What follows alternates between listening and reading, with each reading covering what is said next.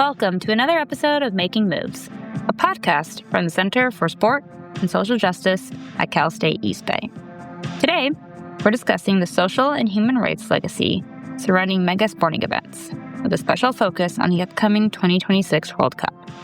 In this episode, we'll explore why mega events are so popular, the financial responsibilities they create, issues of sustainability and human rights, and how communities can foster creativity and inclusivity throughout these global events.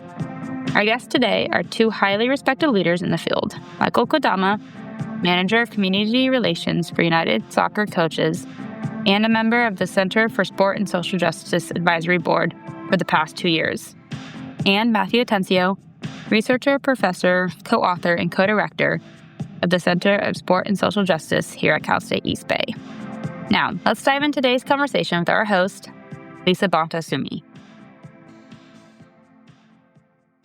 We are here for another Making Moves podcast episode. This one is called The Social and Human Rights Legacies of Mega Sports. I'm here with Michael Kodama and Matt Atencio. My name is Lisa Bonta Sumii, and we're about to rock this episode with y'all.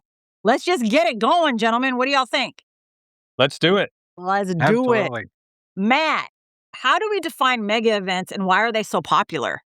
Yeah, that's a really good question. And I think that when we think about sport mega events in comparison to other popular events, there's kind of various factors and attributes here. So scholars have looked at it in terms of like visitor attractiveness, the ability to draw large numbers of tourists and participants to the host location.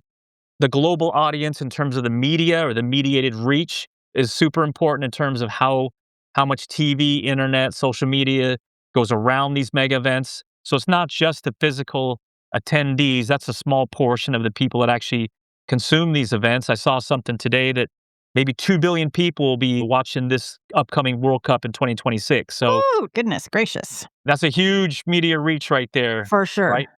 And the cost to, financially support these events is massive. Now, when you host a World Cup in a place like the United States, there's obviously there's a lot of infrastructure already here in place. But if you look at things like the Olympics and other contexts or other World Cups, they've had to build a lot of things from scratch. Look at Qatar, look at Sochi in Russia for the Olympics. Mm-hmm. So some of those costs can be immense. And the last piece is kind of that transformational or the feel-good factor, or the size of the impact in terms of the factor of what did it feel like to be part of this massive event, this mega societal experience that we all go through together. It's like nothing else. The scale of it is so big.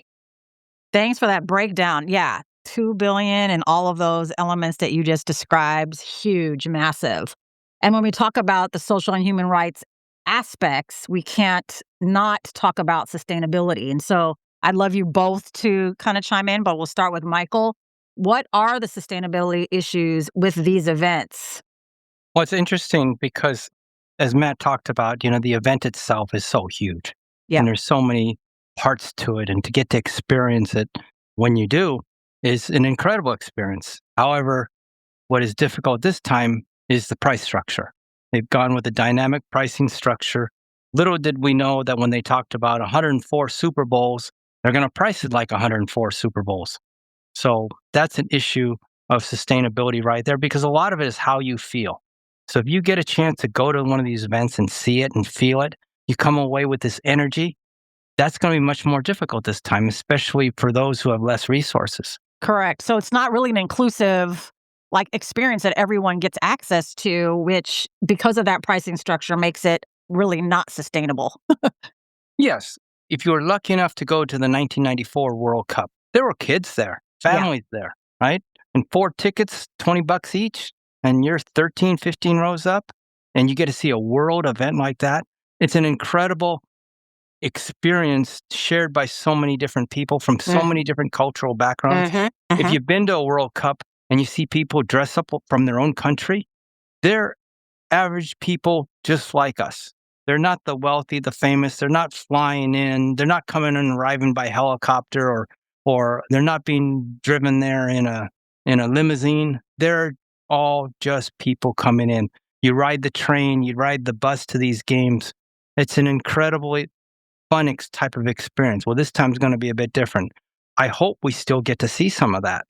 I hope we get to see, the Dutch are going to bring their orange bus, which is fun. And somehow I'm going to expect that Holland and the Dutch fans will figure out where every orange car is in the country and caravan from Texas to Kansas City, Missouri in their orange cars and experience it.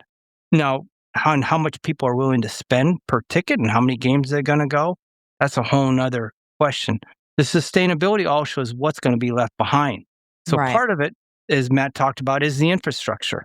But what kind of infrastructure are we going to leave behind in the communities themselves? That's sustainability. And even beyond that, what kind of organizational structures are we going to be supporting? We need to start thinking about World Cup legacy, not tomorrow after the games. We need to think about it now. That's where sustainability comes from. Yep. Love that. Thanks. Matt, you want to add anything to that? Yeah, I mean, there's so much to this human rights piece. And the way it's been conceptualized in the academic literature is you've got the pre-event preparation, and there's human rights issues there. You look at stadium building, you look at the labor, and obviously with the Qatar World Cup 2022, that was a huge issue. And FIFA has now gone on and said, as of 2022, when they started, making the considerations for the next World Cup in North America, they were very explicit about the criteria of why human rights should be a key consideration from the very outset. And I'm actually looking over their guidelines here. This is a new human rights requirement for the tournaments. They consulted with the Office of the United Nations, High Commissioner for Human Rights. And so the question, as Michael's talking about, is pre-event, during the event, and also after the event, what's going to be the human rights legacy of, for instance, this upcoming World Cup? That's still a very big question. It's a new frontier. It shouldn't be, but it still is. And we're just waiting to kind of see how things are going to shake out. I do have to say, though, that the last few weeks, it's been all about the ticket prices. Every time I go on the media and look around, there's always an article about the inaccessibility of the tickets for this upcoming World Cup. It's hot right now. Yeah. And what are some of the conversations like on both sides of that conversation? Michael, would you like to maybe share a little bit? Because I know there are different constituents on each side. So if you could share with us, for those listeners who might not be up to date, that would be awesome. Sure. There's a number of different levels of this, from the international to domestic level, from the average person who typically would go to a game and travel to whatever country it is, to the oligarchs, those who don't care and are, they'll travel anywhere. So it's been set up that even if you're from a country with less resources, if you're one of those lucky ones who are the top 1% or top 1/2 of 1%, and you could afford $15,000 bond, you too can come to the United States to go watch soccer. There's countries that are on the list that they're not going to be allowed to come here, but there's folks from those countries who are here in the United States who will go to watch their country play. They have two countries. Typically, if you're an immigrant, the country you're from and the United States. So they'll be happy to go to watch a once-in-a-lifetime experience here. The other difference maker is that they increase the number of countries from 32 to 48, right? There's a lot of countries that are now in and having a first-time opportunity to play. So it's quite an experience, to see. So yeah, that ticket price is being talked about internationally. It's being talked about here in the United States. People who can afford to go are, spending thousands of dollars for that one opportunity. So it's definitely all over the place. Yes. I mean, speaking of all of that, have there been good examples of sustainable legacies in our history and when it comes to these mega events? That's a really good question. And as Michael was talking, I was thinking about that. And I think at least since the 1990s, there's been a real awareness of being maybe more critical about the claims being made for the benefits of these mega events. So Michael and I have both talked about human rights and social impact, the feel-good factor, if you will, around hosting these events. And it's not to say that these things don't occur, and they have, and they do. And there's new infrastructure that can be used when these events are finished. Some would say that there's workforce development for all the volunteers, for the interns, for people working these events on the ground, for social capital building and cohesion of bringing people from different backgrounds together around these sporting events. However, despite these kind of moral claims, there's a lot of critique around what actually are the tangible benefits of hosting these kinds of sports mega events. And we've seen more recently that there's some communities that maybe put the foot forward in terms of wanting to host these, and then they quickly, due to public backlash, step back. So I think the question is still remains, it's a very good question. What are the actual tangible social, economic, physical benefits of these kinds of events? And I think the jury is still out. Mm. Michael, what do you think? Do you have thoughts on that as well? I think Matt's correct. It's much more difficult than people think it is. We can just look at the Olympics and, the success of the LA 84 Olympics. But that took a lot of work. That was a public-private partnership in the highest sense. Then there's funding left over because funds weren't spent on some of the capital expenditures that are normally associated with the Olympics. Take a look at Montreal. They're still paying for that many, many years later and trying to figure out how to recover. So when we host these mega events, we have to think big. We have to think bigger than the game itself and what it may be and the feel-good factor. I think Matt's right, the tangible benefits and getting them into the communities that really need them the most, those are things that we need to work harder at and be better at. Yeah, for sure. Here's a question. You guys can go back and forth on it. If you could wave a magic wand and give us our top 3, ideal ways that we could actually make a positive human and social, sustainable legacy with the World Cup coming here in just a few months, what would you wish for? What would you want that to be? Oh, that's such a great question. And it's something I think Michael and I have been discussing with a lot of stakeholders and partners around the Bay Area for the past year. The World Cup is like no other event. Some people would say it's 40 Super Bowls. I've already talked about the global reach of this upcoming World Cup and what it's going to be like. I mean, we're not even talking about economic impact, which will be, at least for FIFA, will be estimate about $11 billion from the US market alone. That's a big chunk of change.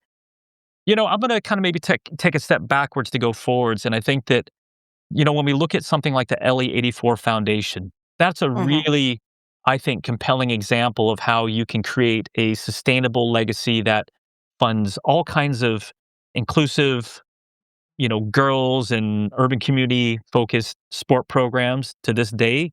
They provide grants to organizations working with sport and health in their communities around the LA metro area. And I have colleagues of mine at the university that were funded PhD students and researchers due to the LA84 Foundation and legacy. So, when I think about what things could look like, I think that's a great example of a lot of foresight and a lot of deliberation, like Michael talks about, in terms of what could we use that chunk of change for in a way that would be short-term and long-term beneficial for the future of public health, physical activity promotion, inclusive sport programming since 1984 in this case. So I think that's a great example. And then you have things like when the World Cup was hosted in 1994, U.S. Soccer Foundation was created with some of the money that then led to, the creation of Field Space. And Field Space on its own, to go back to your question of benefit, is important. It's vital, especially in communities that don't have, that lack, that are recreational deserts, that lack facilities for young people to access on a regular basis. That's a problem. But on their own, when you build a field, it's not like Field of Dreams that, people all come and it's harmonious, it's inclusive, it's people taking turns. So you have to program those spaces. So it's not just we built some fields in some communities of need. That's a great first step, but how are you going to monitor it? How are you going to ensure that the community gets to use it, that it's not rented out, that it doesn't go to rack and ruin, that these spaces become vibrant, activated areas and communities of need? So it's a complex question, and I'm hopeful that there'll be some legacy from this upcoming World Cup in the Bay Area. That's the dream. For sure. That's a big chunk of change, too, that we have to work with, that we can be creative, inclusive, and thoughtful about. Michael, what are your thoughts on it? What would be a wish for you that could come of this? I think Matt makes some really great points. And then I would add to it, invest in people. So invest in our youth, invest in the future coaches, and invest in sports in the right way. So it's geared as education and life lessons. I also think that we need to take this opportunity as the communities. how can we help you? Not Mm-hmm. us assuming, how do we help the communities and get into that grassroots level and ask those questions. One of the things that's been of interest lately is I hear people talk about, oh, we're going to do community outreach. And to me, that's like, okay, what are you going to do? You're going to come and tell the community? I'd much rather see citizen participation. I'd rather see communities own the project. I'd rather see them get vested in the planning of projects. And then when they get their hands dirty and they're, building things themselves, they own it. And as they own it, it becomes more sustainable. And you give people the tools. I like to call it, you give people the tools to fish. Don't give them the fish, like don't give them the ball, so to speak, but ask them what do they need so that they can go ahead and use the ball in the way that they want, right? I think that's an important difference. And there's so much talent in so many of these communities that when you strip away and you actually get in there and you ask people, they're really, really good. Let them be part of the decision-making process. I just want to add a piece to that, and something again that Michael and I and our stakeholders have been talking about for the past few months is, when these sport mega events come to places like the Bay Area, we have to understand that the impact is very inequitable when you distribute it across the different parts of, say, the Bay Area, right? Now, we know that when things like the Super Bowl get hosted in the Bay Area, places like Oakland see a really small percentage of any kind of profit from that in terms of hotel bookings and economic generation. The vast majority goes to obviously the South Bay and San Francisco County, and into the city. So that's another piece to it is when we think about going back to your question around what would I like to see, it's that there's activation and there is revenue and capital, human capital generated in all of the different areas of places like the Bay Area. And let's not forget that these are being promoted as the Bay Area World Cup games. It's the Bay Area Super Bowl. And to be inclusive and to make this really truly a Bay Area event, you've got to look at how the economic distribution is really, really inequitable across these different counties. And I'll say it, and I've said it before in other presentations with my partners, people like the Oakland Roots and Soul and Positive Coaching Alliance, which has a big presence in Oakland, that these are areas of need of physical activity promotion and health outcomes and disparities and inequities that we could really seed fund some really cool projects. And some of these groups, to their credit, in the next few months, are going to be doing some great things in these communities, trying to maybe redistribute some of the energy and dynamic momentum from these games there. That's awesome. And Lisa, if I can add to that, I think there's an opportunity for FIFA to come back in. So FIFA's going to be hosting FIFA World Cup. What are they going to do afterwards? Can you take the power of the people? Can you come into these communities that need help? And will FIFA bring some of their resources back into these communities? I think that'd be a great way to do it. If I was FIFA waving the magic wand, I'd ask for local matches. I'd ask for a local contribution. I'd ask for local planning efforts, and then be able to bring in some of these funds to be able to support some of these programs, not just infrastructure, but operational type of programs, and bring them into these communities. Great ideas, awesome ideas. And I think it's so important to state that the Bay Area is diverse in its own right in so many ways, as far as who lives here, how we live, the choices we make, the cultures we belong to, the identities we have. And they're also their own cities kind of in their own ways, and they have their own way of viewing things and wanting to be viewed, right? And so I think that we need to be able to come together as you guys have for this past year, which is fantastic, and really, shed light on that for those who don't know the Bay Area like you guys do, like we do, who've lived here and have interacted here. When we talk about social justice, that is our organization, the Center for Sports and Social Justice.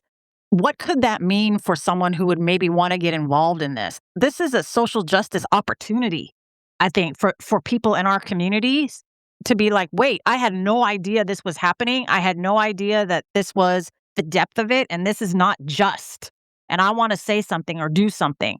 How can folks, maybe students even who are listening to this, who live in our communities here in the Bay, get involved with this push, with this, desire and purpose-driven effort to make this a legacy we can be proud of? Yeah, wonderful question there, Lisa. And it's something, again, that keeps me up at night. And I've said this before in other forums. we have groups on the ground that work in the Bay Area that are very, very thoughtful and deliberate about engaging with our local communities and the youth of color in these different communities. So in some ways in the Bay Area, we don't have to reinvent the wheel. And what I always come back to is if we can bring together a lot of these groups, and to be honest, a lot of these groups are starting to kind of come together on their own, especially when they look at kind of things like we've talked about, how obscene the ticket prices are, and the fact that, let's face it, working professionals such as all of us would struggle to go to these games. So, young people of color who live in our communities, and so many of them will have no chance to go to the games, right? And the fan fest, and we've all heard about the thing about, back in, I believe it's in New Jersey, taking the $100, shuttle to the games that used to cost $10, right? So there's a bit of a money grab here going on that excludes so many of these young people. But what we have here is a layer of groups that are doing fantastic work who have those populations captivated. They've got great physical activity promotion, social, emotional, educational programs already. The Soccer Without Borders, the America Scores, the Positive Coaching Alliance. All these groups are already doing amazing work there that I would hope that as we move into the next phase here, and let's face it, we're counting down the days to the World Cup kickoff. I've heard that there's going to be some really cool events being planned. Maybe not, directly with the World Cup, certainly not with FIFA, but doing activation events and doing kind of thought-provoking, critical thinking even around what do these sports mega events mean for our local community here in the Bay Area. And that gives me hope of, again, the mission of our center is how can we change sport to make it better for everybody? How can we make it a vehicle for positive social change? And we should be the best at it in the Bay Area. And I keep saying this to everybody. The Bay Area has the track record. We have the groups who've been doing this kind of work for 15, 20 years. They're very drilled into our local communities. And they just need some support. They need more support. They need more awareness around the work that they're doing. And I think that's a way to get young people engaged in something like a World Cup in their own way, in a maybe more thoughtful way. I like that. In their own way. In their own way. Yes. Michael, further thoughts on that? I get to work around the country with the job that I have with all these different communities. And I will echo what Matt says about the Bay Area. The bones are there. The people are there. I mean, I love the story about the Futbolistas for Life and what they did to push for fields for themselves. I would encourage anyone who's younger, get involved. Use your passion. And this is an opportunity to do good things for your community. And you could revolve it around the game. You could revolve it around what your strengths are, but get involved. And that is the strength to me of the Bay Area, is the willingness of people to get involved and to raise their hands that I'm going to help. And help in your community creates so many opportunities for other people. But the first step is to raise your hand and get involved. Love that. Activism takes many forms, right? And here's an opportunity to choose what it means to you and choose how you can do it in your own terms and in your own way, in a way that feels like absolutely a part of who you are. So I love that. This has been a fantastic, passion-filled, I'm over here sweating, conversation. But I want to leave the last words to you both. Is there anything else you'd want to say about this topic of social and human rights, legacies for mega events, including this World Cup here in the Bay and then LA 28 as well? Any of those that you'd like to leave just lasting last words for us?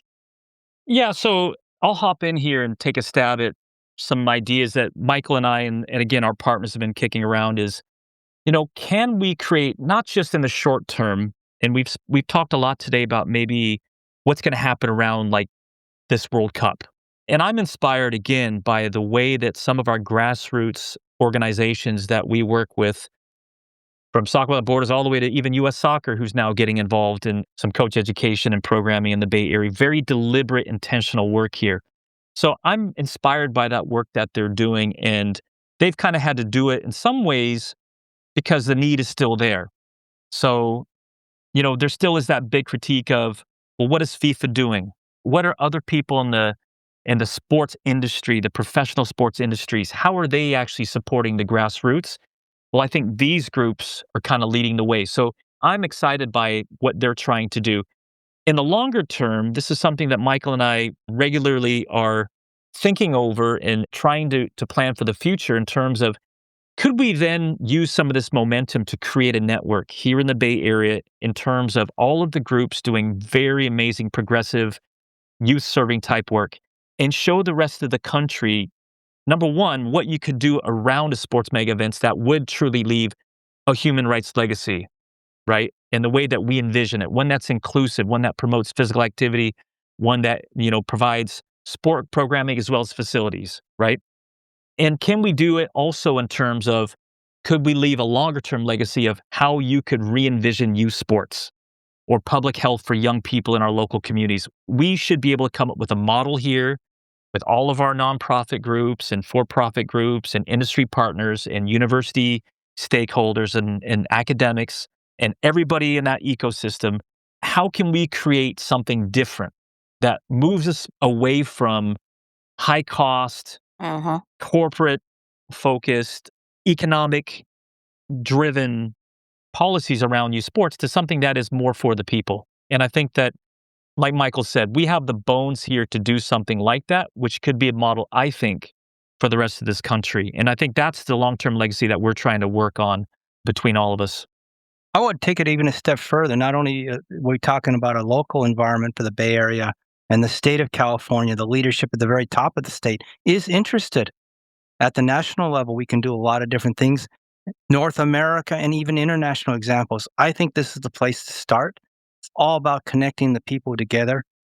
Lisa, one of my most recent examples was watching the last Women's World Cup in the Philippine national team and what they did. Hey now! Yes. Yeah. Incredible, right? Yes. The Bay Area can lead on this and be the example. Like I said, for me, not only just locally, not only the state and the country, but internationally, it can be done. And the people are there to do it.